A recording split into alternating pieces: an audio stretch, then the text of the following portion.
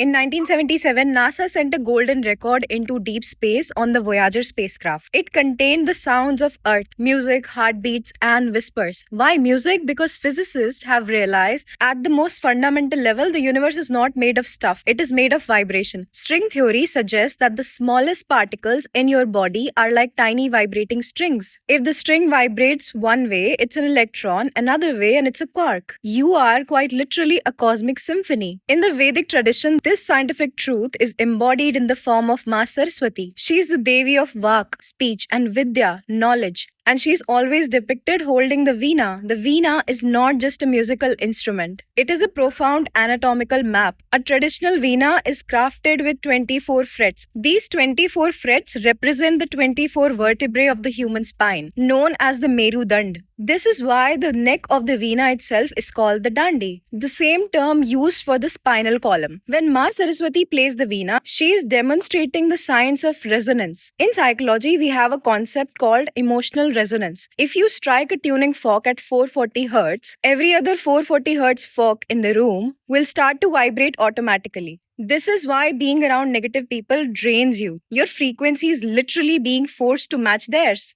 But look at the music we consume today. Modern tracks are designed with aggressive low-frequency beats and lyrics filled with cuss words and violent imagery. From a linguistic perspective, cuss words are low-energy vibrations. They trigger the amygdala, the brain's fear center, putting your body in a state of low-level fight or flight. When you constantly listen to music that glorifies chaos or uses derogatory language, you are detuning your Merudand. You are feeding your nervous system dissonance instead of resonance. In the Vedas, this noise is called kolahal. When your internal strings are saturated with this noise, you become irritable, anxious, and spiritually dull. The wisdom of the veena teaches us the middle path.